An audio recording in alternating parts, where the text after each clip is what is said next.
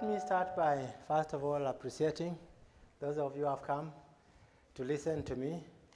It's a great honor to have you explore with me and engage with me with questions that relate to Bible translation, as Bible translation handles issues of gender. Maybe I should have started by expressing my gratitude to Mimi Haddad, who has invited me to this conference.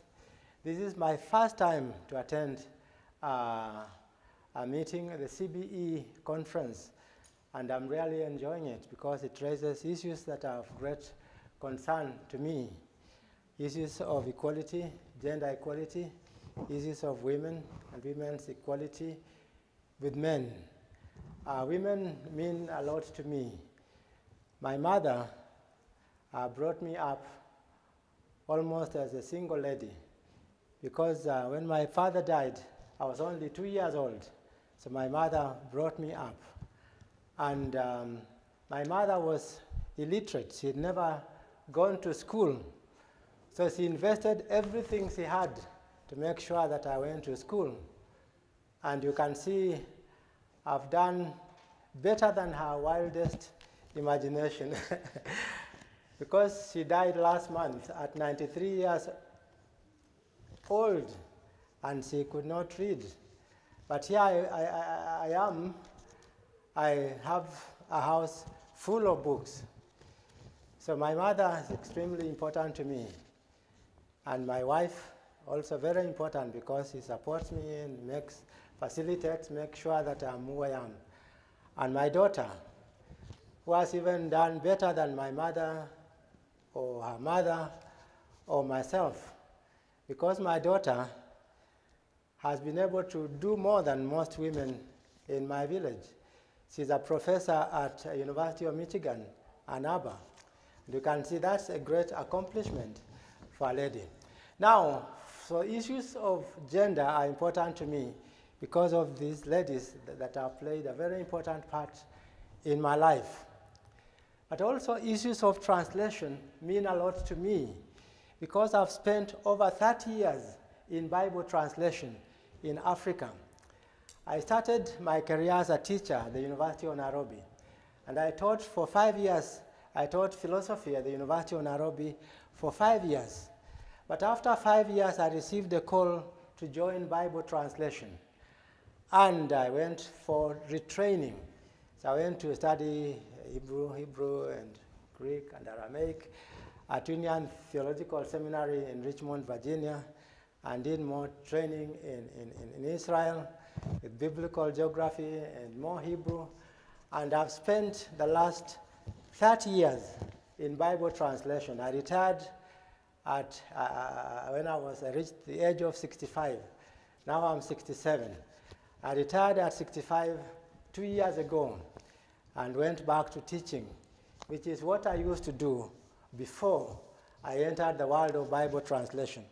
So I would say I first got involved in the world of Bible translation in the early 1980s. This was at the high noon of the era of the legendary Eugene Nida, whom I had occasion to meet numerous times. Nida was, even in those days, the leading light and translation theoretician in the Bible Society movement. His ideas remain important and influential to this day, and are still widely recognized and referred to by many, especially in the field of Bible translation. Dr. Nida was a great inspiration to me during those early years of my career in translation. He was a great man, but also a man of great humility. And I remember him visiting me in Nairobi and taking walks with him. He loved walking in nature. From Nida, I learned that translation is a cross-cultural, cross-temporal, cross-world, transformative, communicative event. As Nida himself put it, translation involves crossing the same river twice. The task of translation calls for the utmost sensitivity and care in the process of mediating between worlds. Translation is not simply the process of rendering individual words or individual sentences or larger and diverse discourse units, or even narratives. Translation involves penetrating the underlying cultural world and experiencing its life world, feeling its rhythms and emotions, as well as its values. Translation involves operating in multiple worlds, primarily the worlds of the source text and those of the receptor or target text, being thoroughly at home in both worlds, commuting and crisscrossing comfortably among them. It involves an understanding of those worlds from one's particular vantage point and perspective. It involves interpretive choices influenced by one's values, one's belief systems, one's ideological orientation and vocation. It is both an art and a science. The translator cannot be cut off from his product. The resulting translation has as much to do with the complexities of the text world, source text world, those of the target text world, as well as the complexities of the person and world of the translator. In other words, the translator is an important consideration, an important factor in the product that he produces, the translation itself. The translator's invisibility makes us blind to the fact that translations are not value-free, ideology-free, or agenda-free. When you look at most translations, they don't tell you who has translated those texts. And yet to understand better those texts, you need to find out who the translator is, because the translator has something to do with what he has translated. Translators are implicated in all kinds of biases and preferences. The choices they make as they translate foreign language texts reflect their social, cultural backgrounds, their levels of education, their beliefs and values, their ideological orientation, those who have commissioned them, those who are paying them to do the job. This blindness leads to the false assumption that translated texts are objective and unbiased and free from the translator's values and genders. We do well to remember Roman Alvarez and Carmen Africa Vidal, who write and say, and quote, translators are constrained in many ways by their own ideology, by the feelings of superiority or inferiority towards the language in which they are writing, the text being translated, by the prevailing poetical rules at that time, by the very language in which the text they are translating is written, by what the dominant institutions and ideology expect of them, by the public for whom the translation is intended. The translation itself will depend upon all these factors, they argue. It sometimes helps to know who has translated the text one is reading, including the Bible one is reading, and what the presuppositions, the pre-understandings, the commitments, the agenda, who commissioned and paid for the translation, what the translation brief was. These factors influence and impact on the nature of the translated text.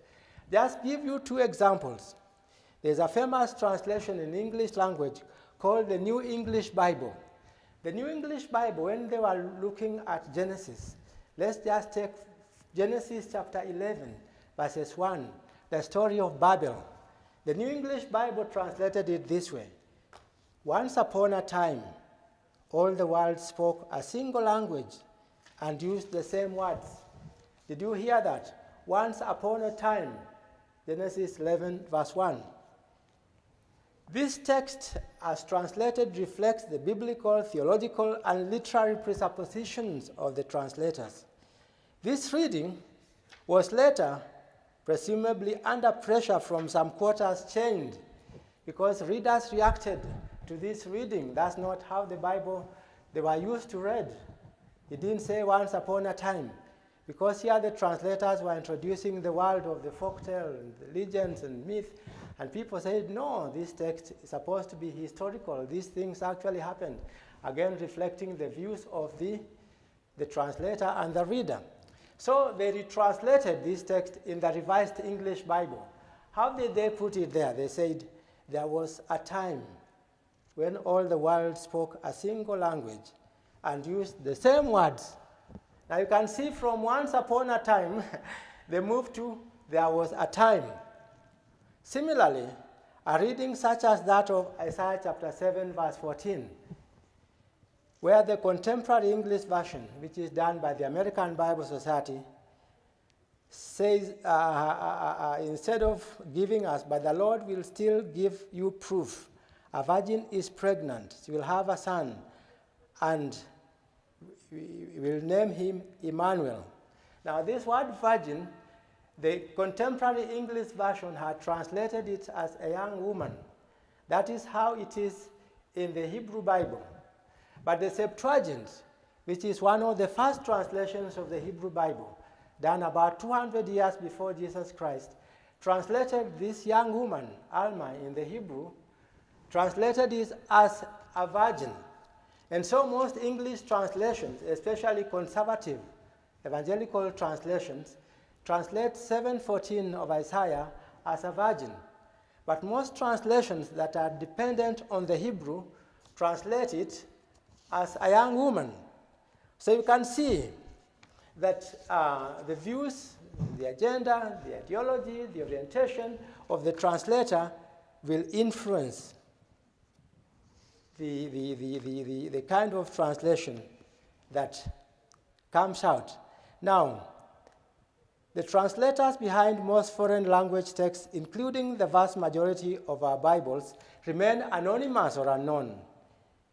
They remain invisible.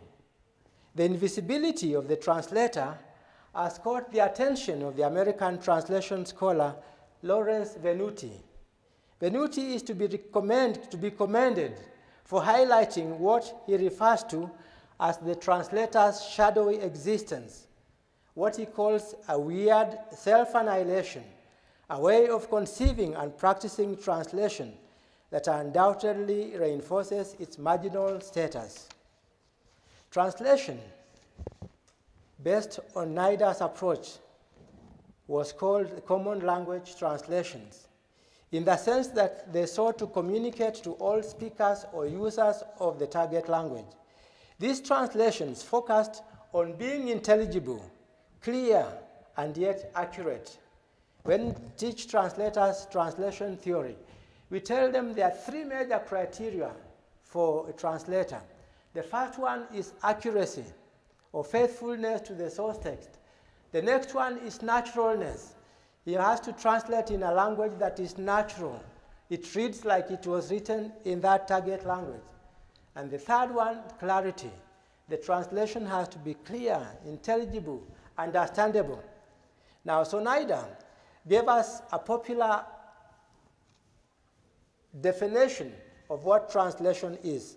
For NIDA, in one of his famous books, which we translators call Tapot, he says, translation is reproducing in the receptor language the closest natural equivalent of the source language message, first in terms of meaning, and secondly in terms of style, dubbed the dynamic equivalence theory of translation, and in some quarters as the meaning-based theory of translation, or the sense-by-sense approach to translation, in contrast to the word-for-word or the correspondence theory of translation.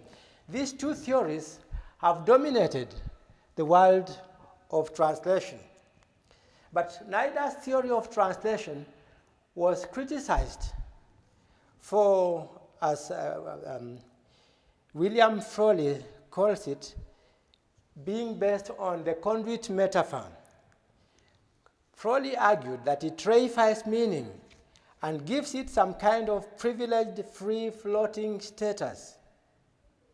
In other words, it made the words of the translator objective and able to communicate without ambiguity. In other words, you could translate, understand what the translator was trying to say without imposing your own presuppositions, but that is not true. This, however, is not possible, since all meaning is processed and subjected to interpretation and influenced by the reader's or listener's perspective and presuppositions, prejudices, and bias. There is no access to the pure original or pure thought of the original author. This is always accessed through multiple lenses, driven by the multiple interests, needs, and agendas of the reader. This is perhaps what Venuti, we talked about Venuti, the one who talks about the invisibility of the translator. Venuti gives us another understanding of translation.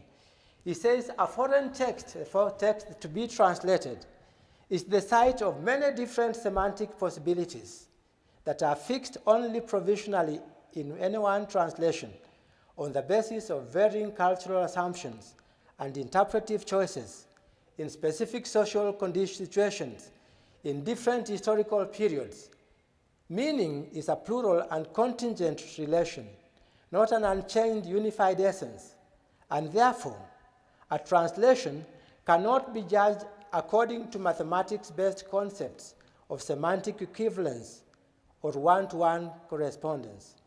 Meaning creation or recreation is always embodied in particular specific contexts, paradigms, frameworks, cultures, languages, theoretical frameworks, presuppositions, belief systems, ideologies, and even within the matrix of time and space.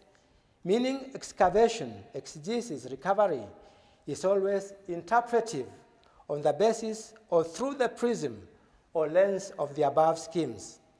The above understanding of translation is perhaps another version of the much discussed and debated principle of indeterminacy of translation articulated by the distinguished Harvard philosopher Willard Van Orman Quine.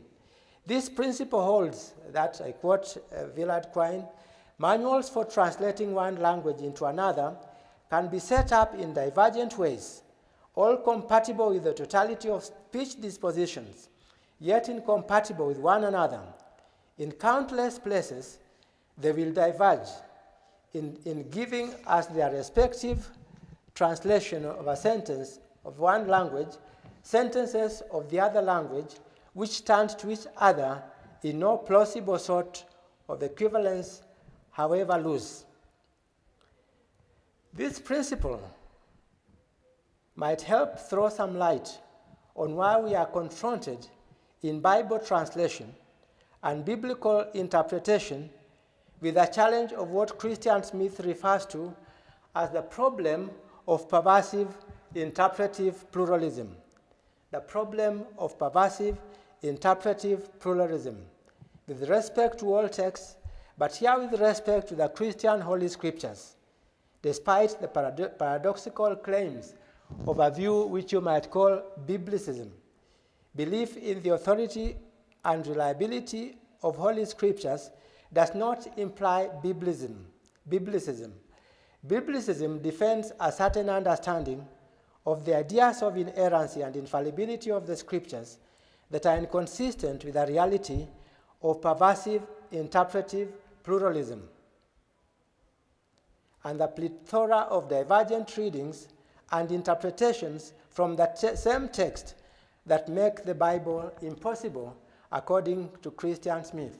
In other words, if we believe that the Bible is inerrant and infallible, does this belief extend to our interpretations of the Bible, to our readings of the Bible? We know very well that when we read the Bible, we end up with divergent interpretations, competing interpretations from the same text. Now, does inerrancy, infallibility extend to these interpretations?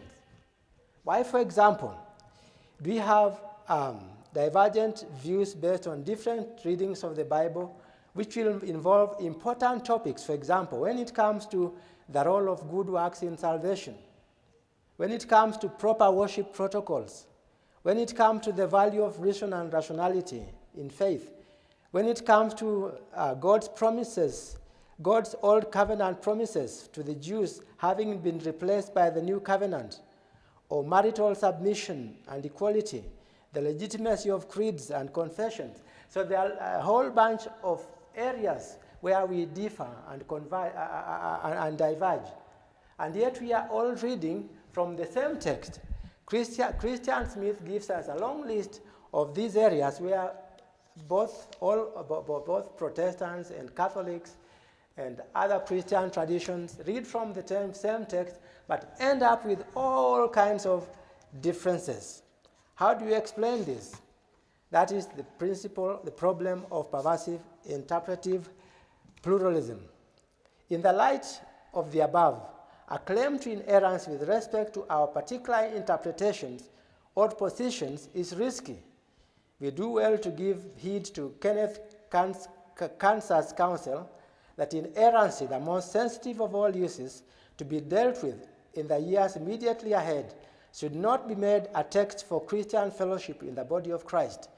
The evangelical battle cry must be believers only, but all believers. Evangelicals did not construct the church and do not set its boundaries. Christ is Lord and is Lord over his church.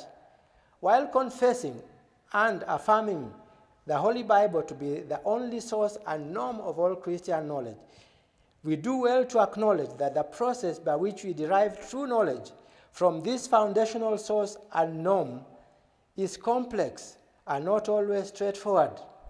Brian Malley and John Bartkowski both make the important observation that competing textual interpretations can be traced to the distinctive presuppositions readers bring to the text. Specifically, contrasting interpretations seems closely related to their particular prejudices, in this case, assumptions about the essential nature of men and women, which evangelical readers import to the interpretive process.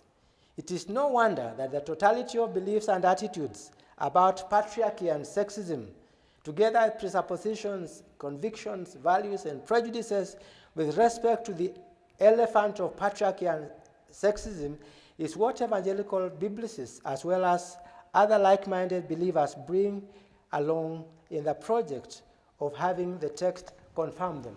Now, so we've been talking about patriarchy and how we view women and men. Now, people reading the Bible bring divergent views about the nature of woman, the nature of man. And they are all strong believers. They are all reading from the same text. Some say the woman is inferior. Some say they are equal.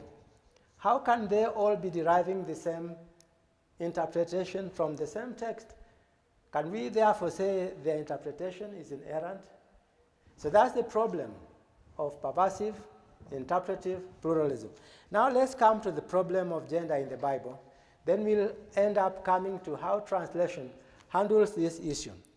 The problem of translating the name of God captures in a very dramatic and vivid manner the problem of gender in the Bible.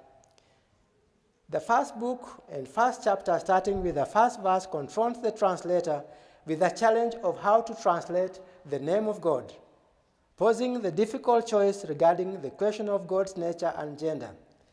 The default position for most translators of the Christian Bible is that God is necessarily masculine and moreover male, and should therefore be represented or referred to using male pronouns as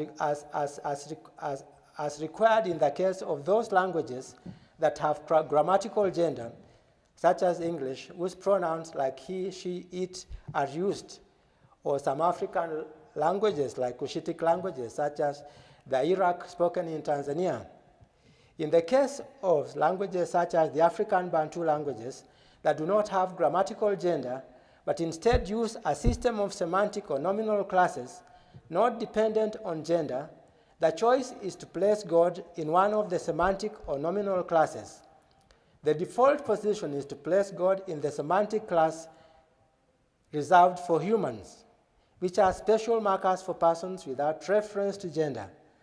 Languages with grammatical gender and personal pronouns pose special translation challenges for language languages that do not have grammatical gender and personal pronouns. Finding exact equivalents to replace the gendered pronoun is an impossible task. The solution has been to find what Eugene Nida popularized as the closest natural equivalent, or as a dynamic equivalent translation, and not as a formal correspondence translation. Even though the Bible is replete with feminine metaphors or figures for the divine, and in particular for the biblical God, it is the masculine metaphors that are preferred and given provenance.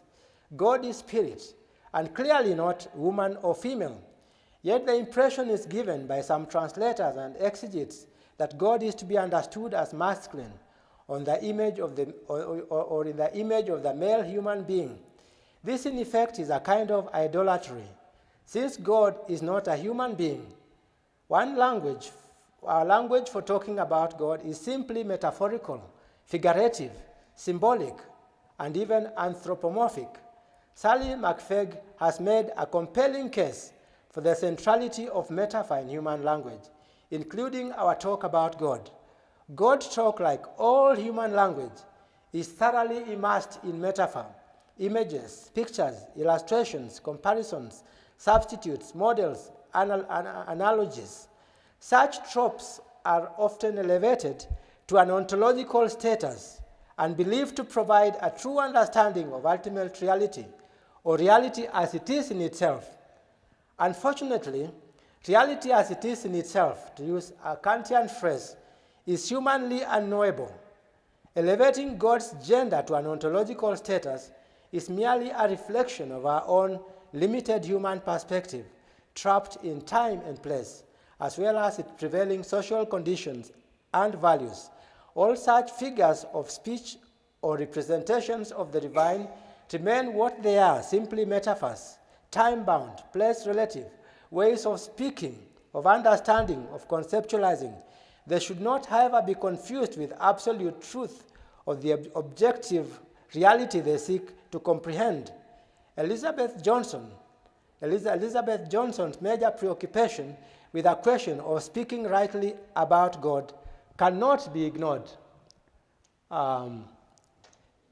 She poses the crucial question, what is the right way to speak about God? And argues, and I quote, this is a question of unsurpassed importance. For speech to and about the mystery that surrounds human lives and the universe itself is a key activity of a community of faith. In that speech, the symbol of God functions as the primary symbol of the whole religious system, the ultimate point of reference for understanding experience, life, and the world. Hence, the way in which a faith community shapes language about God implicitly represents what it takes to be the highest good, the profoundest truth, the most appealing beauty. Such speaking in turn powerfully molds the corporate identity of the community and directs its praxis. What is the right way to speak about God in the face of women's newly cherished human dignity and equality? The biblical perspective is sometimes described as androcentric or sexist, and is rooted in a linguistic, cultural, and patriarchal scheme or perspective that privileges the male as representative of all human beings. It unconsciously promotes the idea that males have primacy of place in the social order, whereas females are ancillary to the male. Johnson notes that inherited Christian speech about God has developed within a framework that does not prize the unique and equal humanity of women and bears the marks of this partiality and dominance. Now, I'd like to talk about a translation I was involved in.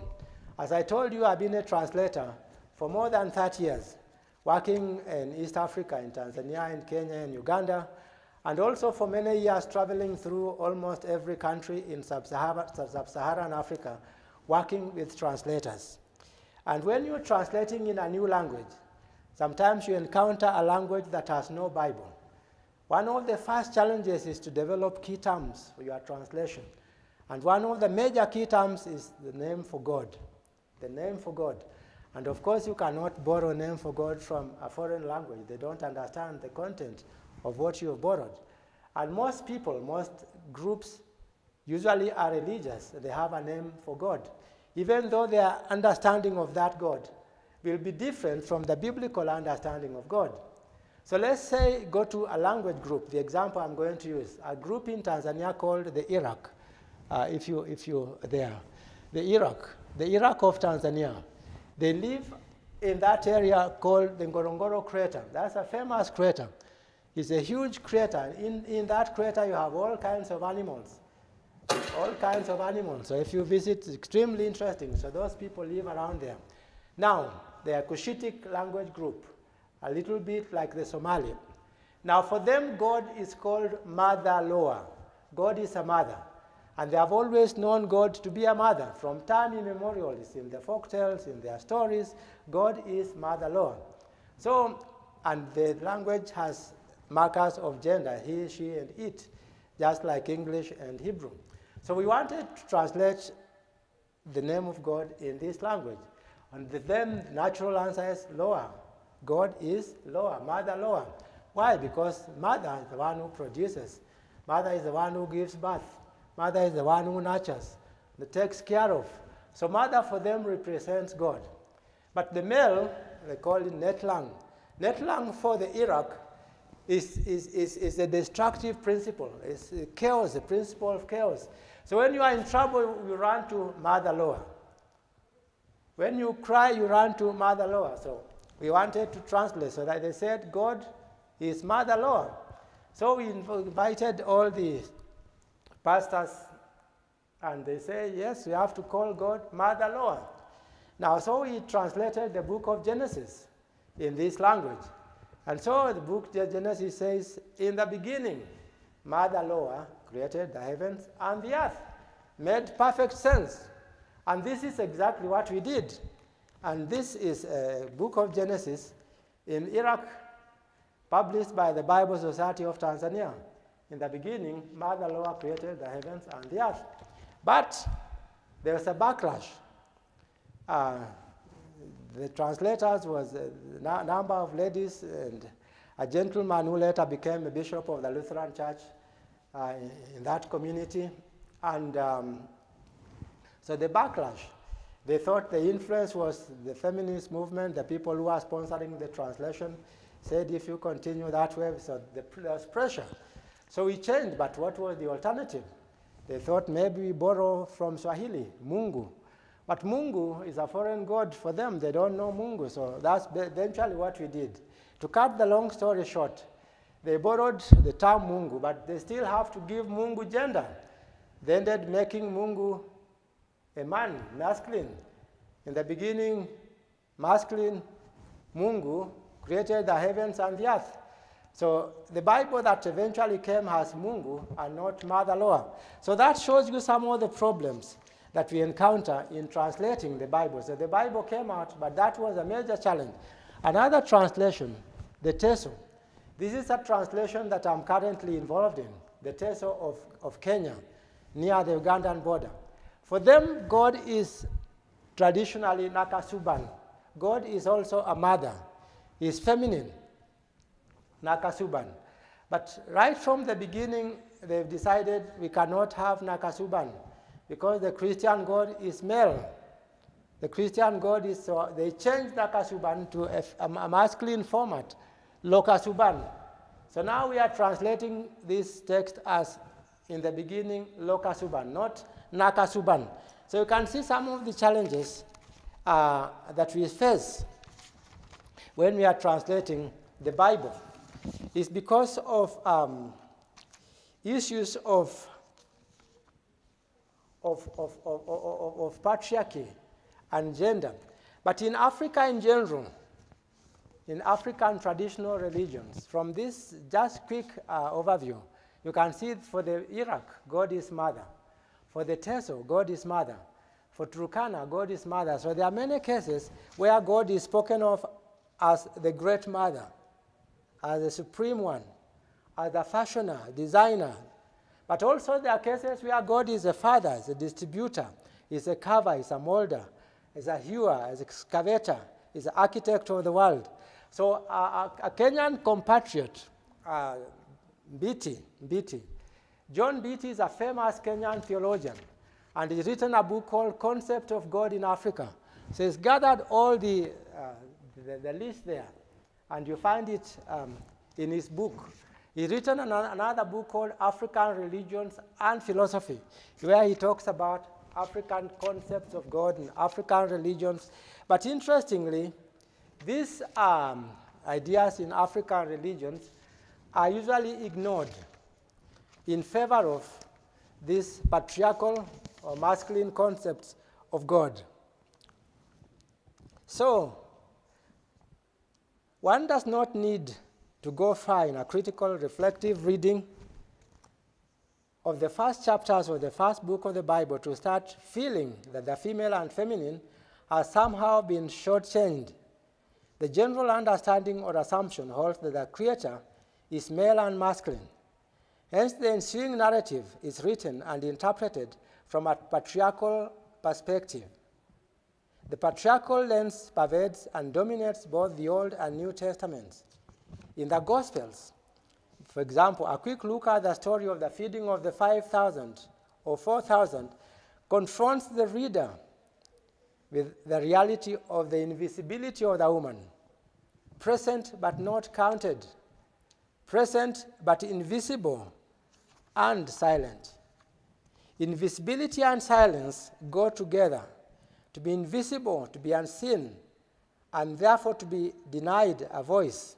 Clearly, women in everyday situations and texts, including the biblical text, are disturbingly both invisible and silent.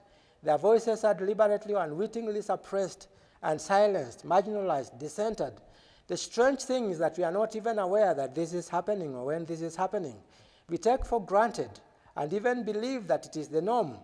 Should we continue to be complicit in perpetuating this injustice and scandal? Stephen Goldberg defends a theory of male dominance, why men rule, or the domination of hierarchies by males. In one of his books called Why Men Rule, the Theory of Male Dominance, he argues for the universality of patriarchy. This Alan Johnson and Stephen Goldberg, I was going to talk about Alan Johnson, but much later. It's different from you. But Stephen Goldberg argues that patriarchy is universal. And he says, he underlines patriarchy is universal. He says there is not, nor has there ever been any society that even remotely failed to associate authority and leadership in suprafamilial areas with male. There are no borderline cases. There has never been a matriarchy. No society or group anywhere ever associates authority with female when an equivalent male is available. He seems to argue on the basis of anthropological, sociological data that patriarchy has always been the norm. Goldberg's argument may be historically and empirically valid for most cases, but the situation is slowly changing. Even though this may have been the case, and may even be the case in a majority of present situations, that does not, however, make it morally right. A theory such as the above is often used to justify the commonplace practice of perpetuating the reality of the invisibility and silence of women. It should be remembered, however, that what is does not constitute what ought to be. Might is not right. The tyranny of numbers does not constitute a categorical imperative. So what I want to argue is that the elephant in the room, what we have all been really talking about, what is invisible, this elephant, is patriarchy. Gender inequality and sexism are legitimated and only make sense in the context of the idea of patriarchy. This is our elephant in the room. Alan G. Johnson, not Johnson there, has succinctly captured the defining elements of patriarchy in terms of its male-dominated, male-identified, male-centered, and control-obsessed character. He argues that it is complex and systemic, has deep roots and not easy to change. He compares it to a tree whose roots run deep. He writes, "It is like a tree rooted in core principles of control, male dominance, male identification, male-centeredness. Its trunk is the major institutional pattern of social life as shaped by the roots, family, economy, politics, religion, education, music, and the arts. The branches, first the larger, then the progressive smaller, are the actual communities, organizations, groups, and other systems in which we live our lives, from cities and towns to corporations, parishes, marriages, and families. And in all these, individuals are the leaves who both make possible the life of the tree and draw their form and life from it. Obviously, we are in something that's much larger than ourselves, and that isn't us. But equally obvious is our profound connection to it through the social conditions that shape our sense of who we are, what kinds of alternatives we can choose from. As a system, patriarchy encourages men to accept male privilege and perpetuate women's oppression, if only through silence. And it encourages women to accept and adapt it to their oppressed position, even to the extent of undermining movements to bring about change. We can't avoid participating in patriarchy. It was handed to us the moment we came into the world, but we can choose how to participate in it. The social world and culture of the Bible is undeniably patriarchal in the above sense, as are most social worlds and cultures around the world. A faithful and regular reader of the Bible can hardly fail to see or gainsay this reality within the biblical texts and biblical worlds themselves. The African social worlds and cultures are no different from the biblical reality. Patriarchy is pervasive and rears its head wherever one looks. Indeed, patriarchy reigns supreme in Africa as elsewhere. Kathleen Sheldon, in a new book called African Women, Early History to the 21st Century, has provided a general overview of this reality covering several decades that place the question of African woman in historical perspective. While culture and tradition in Africa are veritable culprits in the subjugation and oppression of women, these have received enormous support and legitimation from both Christian and Islamic religious texts as interpreted by their institutional authorities. These texts have emerged as the leading and most authoritative sources for the legitimization and justification of patriarchy and associated oppressive practices. In the African context, these practices are responsible for the underdevelopment of women. Women are excluded and discriminated across the board in almost every area of the social, cultural, and economic domains. The land tenure rights of African women contribute to African women's downtrodden status. Males are clearly preferred. Women are denied any position or access to the ancestral land rights of their male parents or that of their male spouses. African marriage rights and values regarding gender equality and freedom clearly favor males. Similarly, the bargaining power of women in their marital homes favors males. Sons are preferred to daughters. Mothers are often victimized for giving birth to female children. Education is gendered and has always favored the boy child. The situation may, however, be slowly changing. Moreover, obstacles to capital access are pitted against female. An African woman, Tsitsi Ndangaremba, has remarked that, and I quote, "This business of womanhood is a heavy burden, and these days it is worse with poverty of blackness on one side and the weight of womanhood on the other." In other words, he said, let me repeat, this business of womanhood is a heavy burden, and these days it is worse with the poverty of blackness on the one side and the weight of womanhood on the other. Let me quote from a friend of mine, Timothy Njoya, who tries to, he says, men, according to him, the beliefs are pervasive, these beliefs and perceptions are widespread in Africa. Men should have precedences in opportunities life. Number 2, men have the right to eat and mate more than women. Number 3, culture holds women accountable to men when the reverse does not obtain, and so on. But let me finish so that I can leave time for a few questions. I'll just jump. So anyone who wants to get my paper in detail, you could ask me to send you a copy because I've skipped quite a lot of material. quite a lot of material. But let me conclude. The Bible is the foundational document of the church. It is the book of the church, or R.C. Sproul puts it, quoting Heinrich Heppe, the only source and norm of all Christian knowledge is the Holy Scripture. For Christian believers, the Bible is an inspired and authoritative book. Paul's words in 2 Timothy 3:16-17 says, all Scripture is inspired by God, profitable for teaching, for reproof, for correction, for training in righteousness, that the man of God may be complete, equipped for every good work.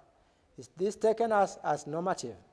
The challenge as discussed above is how to understand or interpret biblical texts. The theory and practice of Bible translation is not unaffected by these factors as already indicated. Indeed, the process of biblical interpretation and hermeneutics, central to Bible translation, draws and depends on the factors noted above. It entails living with ambiguity and complexity, uncertainty and probability. How to approach and interpret and understand the biblical text is undoubtedly the key question and major challenge. How to translate the message of the biblical text once understood into another language is equally major. As Joel B. Green aptly notes, affirming the non-negotiable relationship of the Bible to the faithful life is only the beginning. However, a cascade of issues immediately follows as we seek to flesh out how the Bible might function authoritatively I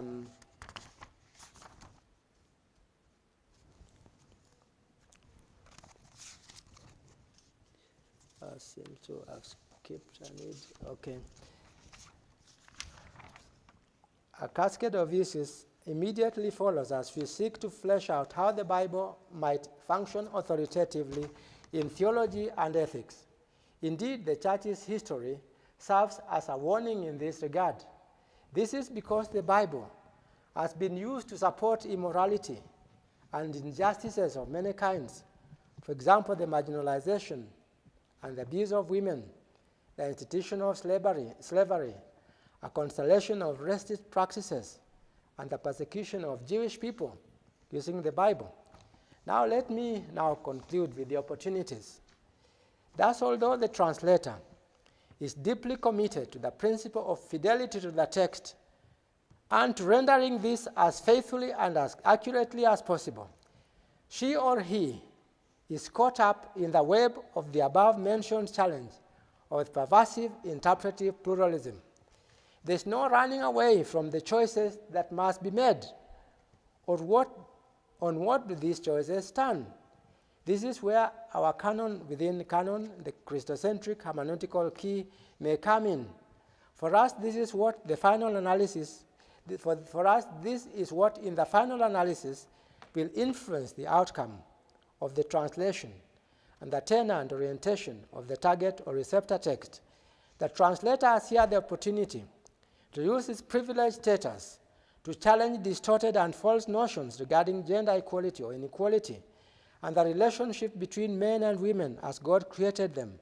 She or he has the opportunity to celebrate the equal dignity of the sexes, their mutuality and complementarity, to employ their gifts, their skills, their competencies in serving God and humanity, the equal share and participation in sharing the glory of God in creation, in our communities, in our homes, in families, in our churches, in education, in political and economic life, and in all areas of public decision-making, lived out in a community of justice and freedom.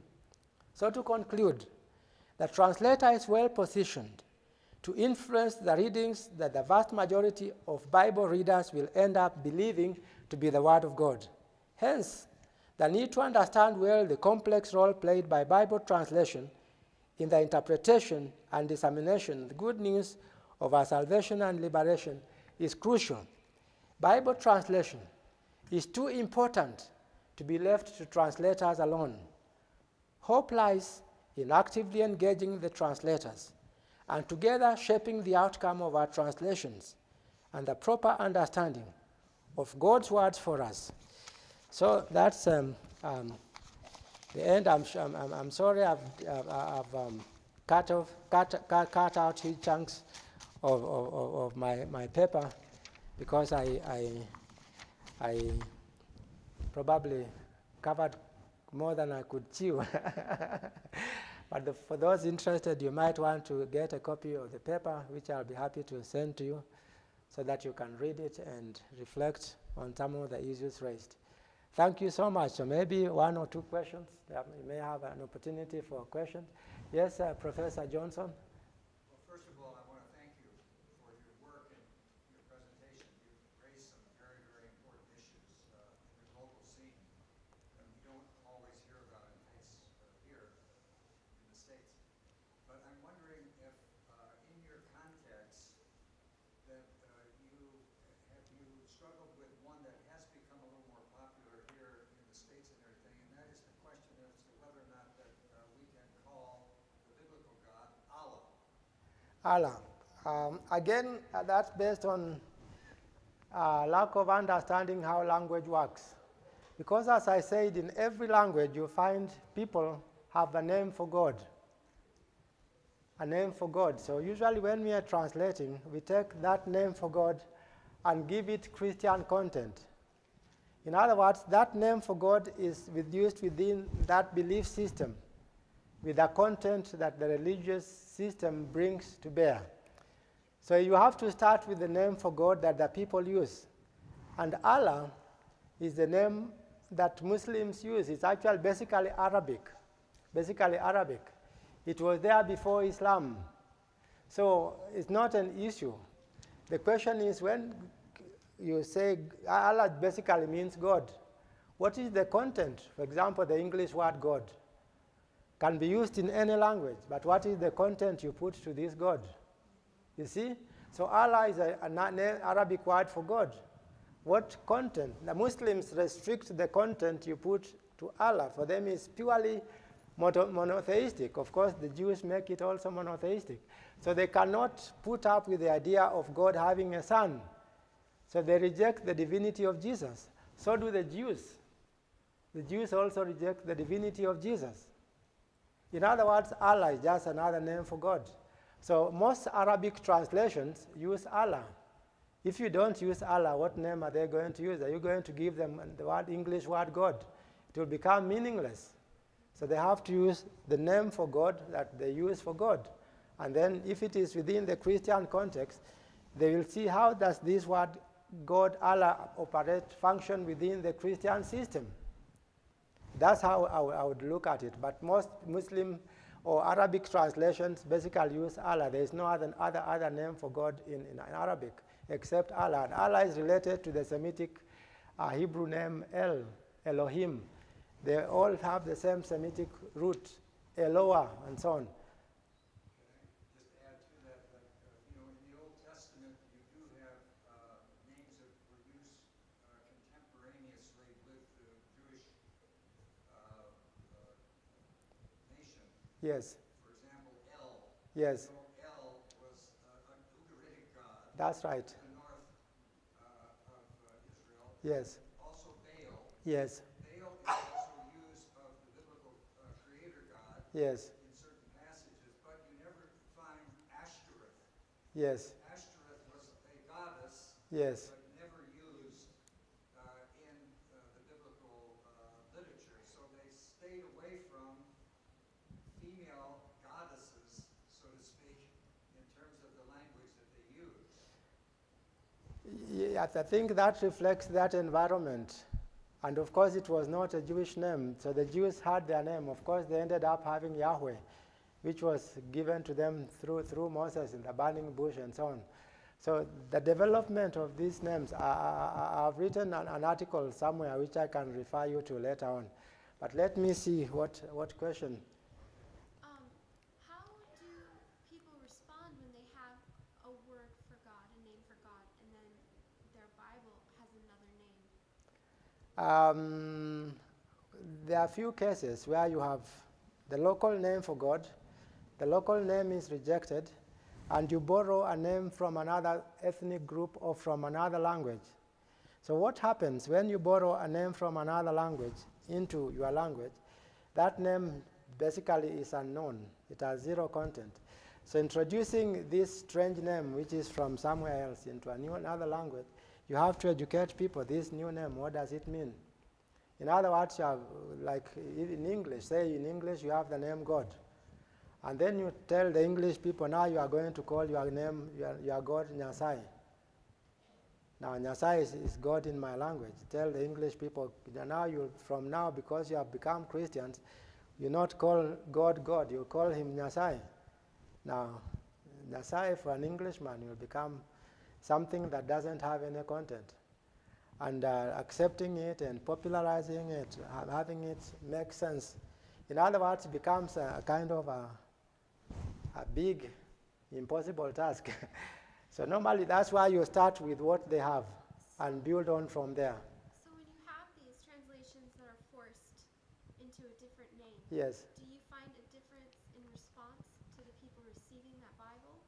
Because they cannot identify, first of all, with this strange name. They have to learn this name, they have to give it content. And they still continue to use the name that they are used to. Okay, so when they talk, they're saying Mother God, and then when they read the Bible, there's a different name. They use Mungu, like in the case of the Iraq. It creates problems for evangelism. It creates problems for Bible teaching, and that's exactly what has happened in the Iraq social world. Because the God is Mother Loa, and now the translators bring in Mungu, and then they make Mungu male. For them, God is Mother. For them, male is destructive, male is chaotic, male is evil. For them, Mother is loving, Mother is the creator. They can see in nature it is the female principle that gives birth and nurtures and sustains. And this seems to go well with the biblical understanding of God, isn't it? God as the one who creates, the one who gives birth, the one who nurtures, takes. So if you went with this, that's exactly the logic we used when we went for Loa. It made sense, and most pastors supported the case. But external pressure said, no, we cannot have, because they argued. When you come to talking about, in the New Testament, our Father who art in heaven, how can you talk about our Mother who art in heaven? In other words, it goes against the spirit of the New Testament. But for me, the problem is not God being Mother or God being Father, because God is both our Mother. He's got both our Mother and our Father. He has aspects of both. So in other words, we should be talking of God as our Father and our Mother in heaven. He has aspects of Father. God is not male. He's not female. What makes something male is the organs, isn't it? Someone who has the male organs, we call him male. Someone female organs, we call him female. God doesn't have these organs. He's not, so it's spirit. So why do we call him male? So basically we are talking about the characteristic features that make God who he is. Someone who creates, someone who loves, someone who compassion, someone who is loving, those moral virtues. That's really what matters, rather than these male, masculine, basically ways of speaking. They are metaphors for speaking about God, as I mentioned earlier in the case of Sally McFarg. It's all metaphorical and has no ontological value or ultimate value. God's true nature, as true nature, cannot be limited to what we can see. That's an anthropomorphic way of speaking, and in certain cases can be considered idolatrous. So God is not male, he's not female. God is spirit. But that's an interesting, difficult subject. I think we are almost to the end, unless you have one more question. Otherwise, thank you so much for coming to wrestle with me on these questions. I value your presence. Thank you.